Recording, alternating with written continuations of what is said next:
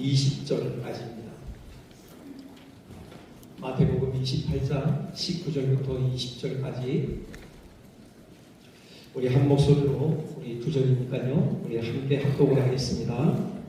19절부터 봉독합니다. 그러므로 너희는 가서 모든 민족을 제자로 삼아 아버지와 아들과 성령의 이름으로 세례를 베풀고 내가 너희에게 분부한 모든 것을 가르쳐 지키게 하라. 볼지어다 내가 세상 끝날까지 너희와 항상 함께 있으리라 하시니라. 아멘. 우리 한번 앞뒤좌우로 인사 나누실까요? 우리 가족분들은 꼭 안아주셔도 좋겠습니다. 사랑합니다. 네. 네. 불편하지 않으시면 좀 이렇게 안아주시면서 사랑합니다. 네, 사랑합니다. 오늘은 우리 교회가 설립된 지 71주년 되는 주일이죠. 지금까지 우리 교회를 베푸신 하나님 은혜에 대해서 감사하고요. 또 우리 교회를 향하신 하나님의 마음, 하나님의 성하신 뜻이 무엇인가를 다시 되새겨보는 그런 뜻깊은 시간입니다. 우리 교회에 주신 사명들이 있죠. 그 중에 특별히 오늘은요, 우리 표이기도 한데요, 주님 다시 오실 때를 예비하는 선교적 교회로서의 사명에 대해서 다시 생각해 보고자 합니다. 선교의 사명, 교회의 본질적인 사명이죠. 성경 전체에서 그 사실을 확인할 수 있는데요, 오늘 봉독한 이 본문에서도 우리가 분명하게 확인되는 바예요. 오늘 말씀을 대의명, 지상명령 그렇게 부르는데요, 지극히 큰 명령이다 라는 그런 의미를 가지고 있습니다. 자, 이 명령의 핵심이 뭐냐? 그건요, 모든 민족을 제자로 삼으라는 것이죠. 누구의 제자겠습니까? 예수 그리스도의 제자죠. 모든 민족을 예수 그리스도의 제자 삼으라. 바로 가장 큰 명령으로 주셨어요. 이건 사도들에게만 주신 게 아니에요. 우리 모두에게 주신 명령입니다. 어떻게 알 수 있느냐? 우리가 봉독한요 20절 끝에 보면 그렇게 되어 있죠. 볼지어다 내가 세상 끝날까지 너희와 항상 함께 있으리라. 여러분, 이 말씀이 우리 각자에게 주신 말씀이 아니라고 생각하는 분이 계신가요? 다 이 말씀을 여러분 아멘으로 받으시잖아요. 왜? 우리 모두에게 주신 말씀이기 때문에. 그렇다면 이 말씀에 아멘 하신다면 바로 그 앞에 있는 명령, 모든 민족을 제자로 삼아, 이 명령도 우리는 동일하게 아멘을 받아야 한다는 것이죠. 우리 모두에게 주신 명령이라는 것입니다. 자, 이 명령을 수행하는 데 있어서요, 세 가지 실천사항에 대해서 말씀을 하셔요. 그게요, 너희는 가서라고 하죠. 그리고 세례를 베풀고라고 하시고요, 가르쳐 지키게 하라 이렇게 말씀하십니다. 각각을 우리 좀 살펴보겠습니다. 먼저 가라, 너희는 가서라고 하시는데요, 모든 민족을 예수님의 제자 삼기 위해서 우리가 가장 먼저 해야 되는 게 뭔가? 일단 가는 거예요. 가는 거. 이건 일단 우리의 삶의 무게중심을 옮기라는 의미입니다. 물론 우리는 그리스도인으로서 우리의 삶의 무게중심이 어디에 있어요? 예수님께 있죠. 우리의 주인 되신 예수님께 우리는 삶의 초점을 온통 맞추고 있어요. 근데 그와 더불어서 또 이웃에게로 우리의 삶의 초점을 맞추라. 그런 의미가 담겨 있는 것이에요.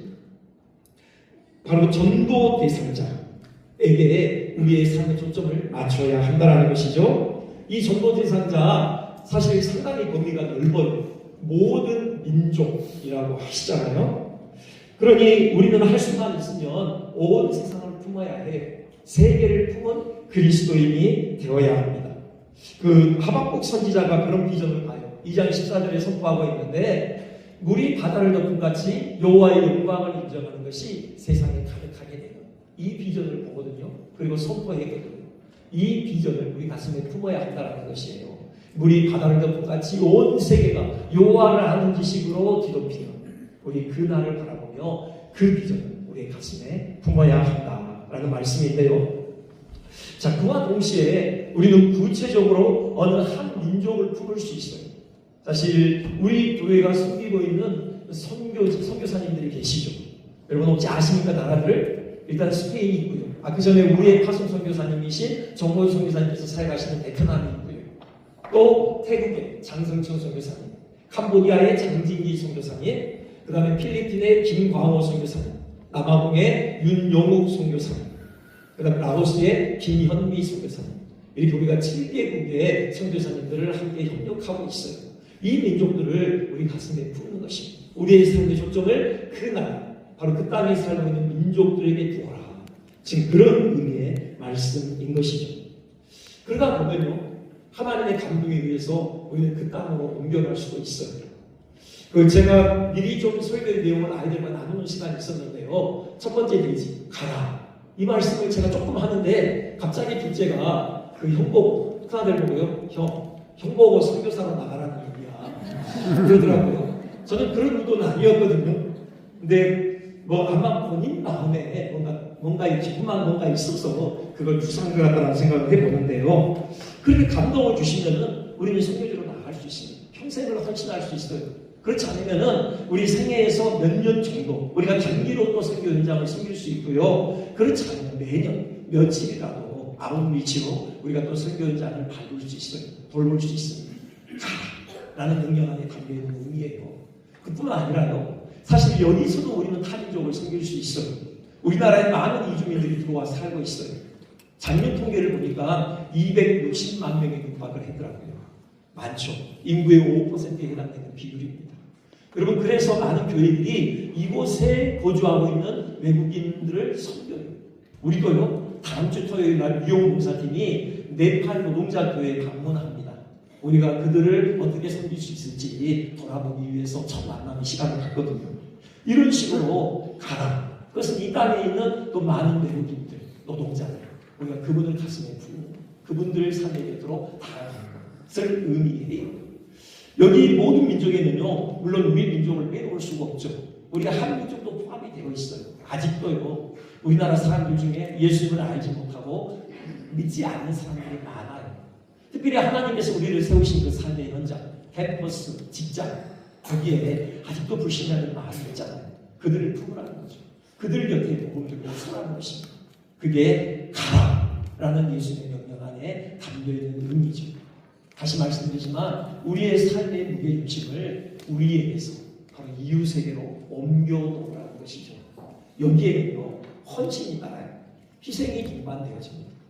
복음 들고 모든 민족 제자 삼기 위하여 이웃에게로 나아가는 발걸음에는 반드시 크고 작은 헌신, 희생이 따르게 돼 있어요. 나만의 안락한 삶의 공간을 보존하고 싶은 그 욕망을 내려놔야 하거든요. 쉽게 말해서 편안한 삶을 살고 싶은 욕망을 내려놔야 돼요. 다른 사람 곁으로 가서 숨기는 것, 이건 불편한 일이거든요. 하지만 그 일을 감당하라는 말씀입니다. 그 독일의 대문호 괴테가 한 말인데요. 보면은 배는 항구에 있을 때 가장 안전하다. 그러나 그것이 배의 존재의 이유는 아니다. 그렇죠. 배가 항구의 정박에 있을 때 가장 안전하겠죠. 그 배를 삼킬 듯한, 그 배가 뒤집어질 듯한 그런 거센 폭풍우와 맞서 싸울 필요가 없잖아요. 하지만 그것이 배의 존재 이유는 아니라는 거죠. 배가 왜 만들어졌어요? 그저 마냥 항구에 정박해 있도록 만들어진 것은 아니잖아요. 바다 한가운데로 항해하도록 하기 위함이죠. 그 거센 풍우와 맞서 싸우며 바다 한가운데로 항해하는 것, 이것이 바로 배의 존재 목적이잖아요. 마찬가지로 우리도 한없이 안전하고 안락한 삶을 군가하는 것, 그것이 우리 존재 목적이 아니에요. 여러분, 거센 풍우와 맞서 싸우더라도 정말 나만의 그 안락한 삶의 공간을 떨쳐버리고 불편한 삶의 자리로 들어가는 희생이 동반되더라도 바로 이웃에게로 나아가는 것, 그들이 살고 있는 세상 한가운데로 발걸음을 내딛는 것, 이것이 우리의 존재 목적이다. 주님 우리에게 분명하게 들려주시는 것입니다. 그 미국의 서밋 교회에 담임 목사인 그리어 목사가요, 사실 책을 썼는데 그 제목이 이거예요. 담장을 넘는 크리스천. 오늘 설교 제목을 여기서 따왔습니다. 거기서 하나님을 어떻게 표현하느냐, 한마디로 보내시는 하나님이다 라고 표현을 해요. 그러고 보면 성경에요, 숱하게 하나님께서 사람들을 보내셔요. 뭘 위해서요? 구원을 위해서요. 여러분, 요셉 생각해 보세요. 요셉이요, 위에 10명의 형들이 있었지만 다 지쳤어요. 아버지 야곱의 사랑을 그가 독차지했습니다. 그 증거가 그만 입고 있는 채색옷 아닙니까? 정말 아버지 사랑이 깃든 그 집에서 그는 안락한 삶을 살고 있었어요. 그런데 어느 날 하나님께서 그의 삶을 흔드십니다. 그러더니 애국으로 보내십니다. 그것도 노예의 신분으로 보내시죠. 보디발의 집에서 종살이 하잖아요. 그걸로도 부족했는지 감옥으로까지, 가장 밑바닥인 감옥으로까지 요셉을 보내시고, 나중에 그 이유가 밝혀지죠. 뭐였죠? 그 천하를 삼킬 듯한 극심한 기근에 맞서서 애국과 그 주변국의 사람들의 수많은 생명을 보존하기 위함이죠. 무엇보다도 하나님의 언약을 감지하고 있는 바로 야곱과 그의 가족들의 생명을 보존하기 위함이었어요. 요셉이요, 나중에 이 섭리를 깨닫죠. 그의 형들에게 이렇게 고백하잖아요. 창세기 45장 보면요, 당신들의 생명을 보존하고 당신들의 후손을 세상에 두시려고 나를 당신들보다 먼저 보내셨다. 누가요? 하나님께서. 그래서 자기를 노예로 팔아버린 형들을 용서할 수 있었던 것이죠. 물론 요셉이 처음부터 이걸 알았던 것은 아니에요. 네 하고 순종하며 애굽으로 향했던 것은 아니에요. 하지만 생각해보세요. 요셉이 아버지의 사랑에 가득 깃든 그 안락한 삶이 보장돼 집에만 계속 머물렀다면, 그가 요셉으로 가지 않았다면, 여러분 야곱 가족이 어떻게 됐겠습니까? 그거예요. 특별히 하나님께서 정말 소중한 분을 보내시고 바로 아들 예수 그리스도를 보내셨어요. 그 영광스러운 하나님 보좌, 그 자리를 찾아 앉아 계셨잖아요. 근데 그 보좌를 들고 하고 바로 이 땅에 인간의 몸을 입고 오셨어요. 예수님께서 거절하셨다면, 여기가 좁사오니 나는 이 보좌에 계속 앉아 있겠습니다라고 거절하셨다면 우리의 구원이 없는 거예요. 그분이 그 보좌 들고 하고 이 땅에 인간의 몸을 입고 오셨기 때문에 우리가 구원을 받게 된 것이고, 이 복된 주일날 이렇게 함께 모여 하나님을 예배하게 된 것이죠. 그 달에 인류 최초로 착륙한 사람 누군지 아시죠? 아폴로 11호 우주선장이었던 닐 암스트롱. 그가 처음 그 달 표면에 첫 발걸음을 내딛었을 때 그 발걸음에 대해서 이렇게 의의를 얘기했어요. 한 인간에게는 작은 한 발걸음이지만 인류에게는 위대한 도약이다. 이 얘기는 예수님의 행보에도 그대로 적용이 되죠. 예수님께서 하나님의 아들이신데 사람의 아들이 되셨죠. 아기 예수가 되셨어요. 마리아의 품에 안기셨는데 그분이 마리아의 손을 잡고 어느 날 처음으로 한 걸음을 내딛기 시작하셨겠죠. 사람들이 볼 때는요, 지극히 작은 걸음에 불과해요. 하지만 그 의미를 파헤쳐 보면은 모든 인류에게 어마어마한 의미를 가진 일이었죠. 모든 인류를 죽음에서 생명으로 도약시키는 너무나도 소중한 위대한 발걸음이었던 것입니다. 여러분, 이렇듯 우리가 우리만의 삶의 카테고리를 넘어서서, 우리의 담장을 넘어서서 우리가 다른 사람에게, 이웃이 살고 있는 세상 한가운데 우리가 나아갈 때, 그때 하나님의 구원의 역사가 나타나는 것입니다. 그때 생명의 역사가 나타나는 것입니다. 그때 사람들이 예수님의 제자로 거듭나는 놀라운 일이 있게 되는 것입니다. 우리 그 일에 쓰임받고 다시는 별다녔으면 좋겠습니다. 네. 그래서 그렇게 이웃에게로 가서 뭘 해야 됩니까? 주님 말씀하시죠. 세례를 베풀라는 것입니다. 세례를 베풀라. 그건 쉽게 말하면 복음을 전하라는 것입니다. 왜 세례를 주는 것입니까? 우리가 다음 주에 세례식이 있거든요. 왜 세례를 받고 왜 교회는 세례를 베풀죠? 공적인 신앙 고백의 한 행위예요. 나는 죄인입니다. 예수님께서 하나님의 아들이시고 나 같은 죄인을 구원하시면서 이 땅에 인간의 몸을 입고 오셨고 그분이 십자가 지심으로 내가 구원을 받게 됐습니다. 여러분 로마서 10장 10절 보면요, 사람이 마음으로 믿어 의에 이르고 입으로 시인하여 구원에 이른다고 했습니다. 하나님 앞에서, 그리고 모든 교우들 앞에서 공적으로 신앙을 고백하는 행위, 그게 바로 세례에 담겨있는 소중한 의미인 것이죠. 그런 이 세례를 받도록 하기 위해서 뭘 해야 돼요? 복음을 전해야 하는 것이죠. 사람으로 하여금 예수님의 구주되심을 증거해야 하는 것입니다. 그리고 또 세례의 중요한 의미가 있는데요, 늘 말씀드리지만 예수님과의 생명의 연합이에요. 여러분, 이건 매일매일 말씀드려도 저는 충분한 가치가 있는 너무 소중한 말씀이라고 생각해요. 우리가 처음 예수 믿을 때 우리 안에 근본적으로 일어나는 변화, 예수님과 생명의 연합 가운데 들어가게 되는 것이에요. 예수는 이걸요, 포도나무와 가지를 통하여 설명하셨죠. 요한복음 15장 5절이죠. 나는 포도나무, 너희는 가지라 그랬어요. 우리 가지가 포도나무 대신 예수님께 딱 접붙임을 받게 된 것이, 그래서 예수님께로부터 그 소중한 하나님의 생명을 공급받게 되고, 그러므로 생명의 열매를 맺는 삶이 열렸다는 것입니다. 이게 바로 세례가 가지고 있는 의미예요. 그러니 이것이 전제하는 건 뭐예요? 우리가 예수를 믿기 전에는 다 어떤 존재였다? 예수님께로부터 분리되어 있는 존재였다. 하나님의 생명으로부터 떠나 있는 존재였다는 거예요. 이 포도나무 비유를 통해서 보자면은 우리가 포도나무에 딱 붙어있기 전에는 어떻게 있었어요? 떨어져 있었어요. 분리되어 있었어요. 이것의 비참한 상황을 예수님께서는 이렇게 말씀하셔요. 요한복음 15장 6절이죠. 사람이 내 안에 거하지 아니하면 가지처럼 밖에 버려져 나가는 거예요. 여러분, 가지가 나무에 붙어있지 않고 떨어졌으면 어떻게 돼요? 죽은 거죠. 그건 말라 비틀어지게 되어 있어요. 지금 예수님을 믿지 않는 세상의 수많은 불신자들의 영적인 실상이에요. 우리는 예수님께 접붙여져서 생명을 공급받고 있지만 그들은 아직 예수님께 떨어져 있다고, 하나님의 생명으로부터 분리되어 있어요. 그들은 생명이 오고 죽어서 말라 비틀어진 그런 비참한 가운데 있다. 여기서 복음 증거의 절박한 필요가 분명해지고, 만약에 그대로 예수님께로부터 떨어져 있는 가운데 그들이 육체의 호흡이 끊어지면 어떻게 되느냐? 말씀하시죠. 6절 뒤에요. 사람들이 그것을 모아다가 불에 던져 사르는다 라고 하시고, 여기 불이 뭐겠습니까? 지옥불이죠. 여러분, 지옥불에 던져지는 것이 예수님과 떨어져 있는 가운데 말라 비틀어져서 살다가 그대로 그 호흡이 끊어지면 결국은 지옥불에 던져지는 것입니다. 여러분, 그런 의미 우리가 복음을 전해야 해요. 그 육체의 호흡이 끊어지기 전에 예수님을 믿도록 우리가 도와야 한다는 거예요. 이게 바로 복음 증거인 것이죠. 미국에서 있었던 실제 사건이라고 하는데요. 어떤 남자가 이제 시골집에 휴가를 가요. 근데 그 시골집에 쥐가 닥치거든요.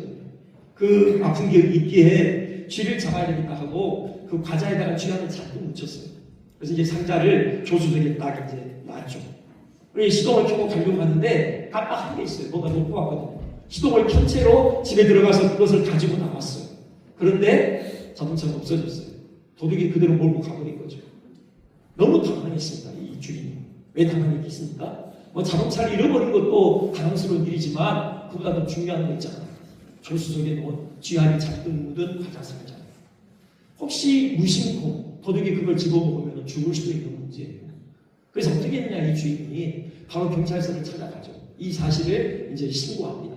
그리고 방송국을 찾아가요. 그래서 이 내용에 대해서 방송을 해달라고 요청했어요. 어떤 라디오 방송은요, 그날 정규방송 다 취소하고 오직 이 경고 방송만 하루 종일 내보냈대요. 그 도둑 어떻게 됐을까요? 살았대요. 네. 그 방송 듣고 살았습니다.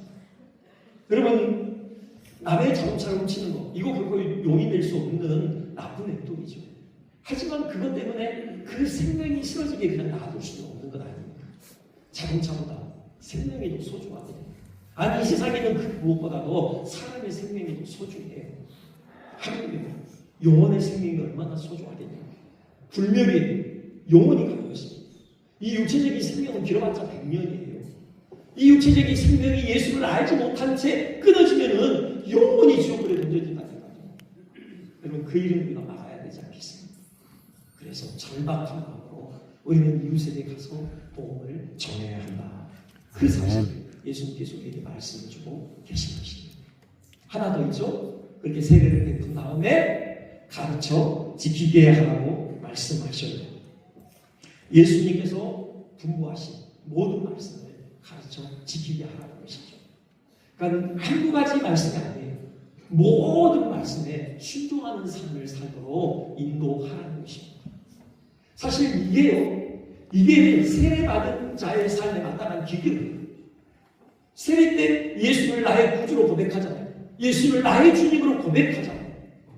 여러분, 예수를 주인으로 고백했다는 것은 내가 예수의 종이라는 고백이잖아요. 종은요, 권리가 없어요. 자기의 의지와 자기의 생각과 자기의 감정대로 행동할 권리가 없어요. 오직 주인의 뜻에 절대 복종만이 있는 것이죠. 그렇다고 우리가 부득이 아니라 어쩔 수 없이 이를 안 물고 순종하는 건 아니에요. 우리는 자원해서 예수의 말씀에 순종하는 것입니다. 그 지난주 수요일 날 신명기 말씀 중에 스스로 종이 되는 사람들에 대해서 말씀드렸어요. 히브리인들 중에 주인을 너무 사랑해요. 주인 곁에 평생 머물고 싶어요. 평생 주인을 섬기고 싶어요. 그러면은 스스로 종이 되기로 서약을 해요. 그 의식이 이 뒤에다가 송곳으로 구멍을 뚫는 거예요. 종됨의 표식이죠. 여러분, 세례가 그런 거예요. 세례는 바로 예수님을 나의 주인으로 모시겠다, 영원히 예수님을 주인 삼아 예수님을 섬기겠다라는 그런 서약인 것이죠. 세례를 받았다는 것은 내가 예수님의 종이라는 표식이에요. 그 표식을 받은 거예요. 그러니 당연히 예수님을 기쁨으로 섬기게 되겠죠. 수요일날 말씀드렸는데요, 예수님의 종으로서 우리에게 독특한 점이 있어요. 우리의 주인 되신 예수님께서 먼저 우리에게 종이 되어주셨어요. 종됨의 표식이 예수님의 몸에 새겨져 있다니까. 그분의 손에 뭐 자국 있잖아요. 우리를 위해서 종 되어주셨음의 표식이죠. 그분의 옆구리에 참 자국이 있어요. 바로 우리를 위해서 노예 되어주셨음의 표식이라고 해요. 세상에 이런 주인은 없어요. 그 종을 위해서 스스로 종됨의 표식을 몸에 새기고 있는 주인이 어디 있어요? 오직 예수님 뿐이죠. 그렇기 때문에 예수님의 종으로서 우리의 주인 되신 예수님을 우리는 즐거움으로, 기쁨으로 최선을 다해 섬겨요. 그분의 말씀에 오롯이 순종하기 위해 예를 쓴다는 거예요. 이걸 가르치라는 거예요. 이걸, 이 순종에 대해서 가르치라는 거죠. 여러분, 이 가르침이 그냥 책상머리에서 가르치겠습니까? 여러분, 그냥 불러 앉아서 책상에 앉아서 이론적인 지식을 가르친다고 이 가르침이 마침표를 찍겠냐고? 아니죠. 삶의 현장으로 나가야 돼요. 실제 삶에서 우리가 바로 그리스도의 종됨의 삶이 무엇인지를 보여줘야 합니다. 함께 드리면서 살아가는 것, 그걸 통해서 바로 이 가르침이 이루어지는 것이죠. 그럴 때요, 우리가 속한 이 사회에 방향이 있을 거예요. 왜요? 바로 예수님의 말씀에 오롯이 순종하는 삶은 세상의 삶의 방식과 너무도 다르거든요. 너무도 대조되어져요. 당시 로마 사회에서요, 힘이 정이었어요. 누가 나에게 피해를 입히잖아요. 반드시 가서 그 피해를 대갚아줘야만 해요. 그게 정이었어요. 그게 바로 추앙되는 덕목이었어요. 살잖아요. 그 비겁하고 조롱을 당했다. 근데 예수님 뭐라고 하셔요? 악한 자를 대접하지 말라 라고 하시잖아요. 너희 원수가 줄이거든 뭐니라고 해요. 원수가 목마르거든 마시게 하라고 해요. 선으로 악을 이기라는 것이죠. 그러니 우리가 그렇게 살아갈 때 세상은 우리를 보고 놀라는 거예요. 세상에 반향이 일어나는 것이에요. 파장이 번져나온다는 거예요. 한 가지만 말씀드리고 말씀을 마치겠는데요, 미국의 펜실베니아주 가면은 그 아미시 사람들이 모여 사는 마을이 있어요. 이 아미시 교도들의 특징은 뭐냐면은 예수님의 산상수훈을 문자 그대로 순종하기에 예를 썼던 사람들이에요. 아주 독특한 삶을 살았죠. 2006년에 그 마을에 무장괴한 한 명이 침입을 했어요. 총을 들고. 교실에 들어가서요, 초등학생, 여학생 10명을 이렇게 인질로 잡았어요. 그 중에 5명을 죽였습니다. 머리에 총을 겨누고 쐈어요. 그 피가요, 그 교실 책걸상에 다 튀어서, 안 튀는 책걸상에 없을 정도로 다 튀었어요. 이런 일이 있었을 때 그 아미시 마을의 지도자가 우리 다 모았죠, 사람들. 그리고는 그 피해자들의 가족을 위로했어요. 그리고 나서 이렇게 제안합니다. 우리 이 살인범을 용서합시다. 그리고 그 살인범의 가족을 위로합시다. 다 거기에 따랐어요. 그래서 뭐 했냐? 그 피해자의 가족들이 그 살인범의 아내를 찾아갔어요. 이 살인범이 자녀를 셋 뒀는데 이 정신 이 질환 때문에 그런 일을 벌였다고 해요. 아내를 찾아가서 용서하고 화해하는 시간을 가졌어요. 그리고 그 가족을 위해서 모금을 해서 위로금을 전달했죠. 그 살인범의 장례식에 30명이 참여를 했어요. 그러니 이 살인범의 아내가요, 이제 그 아이들의 장례식에 참여했죠. 거기서 편지를 써서 낭독했는데 거기 중에 이런 대목이 나와요. 당신들의 동정심은 우리 가족과 우리 지역 사회를 넘어서서 이 사회 전체를 변화시킬 수 있는 힘이 되었습니다. 그래요. 이 사건은 미국 사회에 큰 반향을 불러일으켰죠. 수많은 사람들에게 그리스도인으로 사는 것이 무엇인지를 보여주었던 것입니다. 이런 삶을 살라는 것입니다. 모든 민족을 제자로 삼는 것은 바로 우리의 감당을 넘어서서 이웃에게로 가는 것이고 그들에게 오직 유일한 구주 되시는 예수님의 십자가 복음을 전하는 것이고 나아가서 그 복음에 합당한 삶을 살아내는 것입니다. 그것이 우리 각자에게 주어진 삶이고 또 71주년을 맞은 우리 아영 장로님께 하나님께서 던져주신 소중한 사명인 것이죠. 우리 이 사명 감당하는 일에 다시 열심을 냈으면 좋겠습니다. 아멘. 아멘이십니까? 아멘. 우리 한번 같이 우리 찬양하면서 우리 별간의 기도를 하는 시간을 갖겠는데요.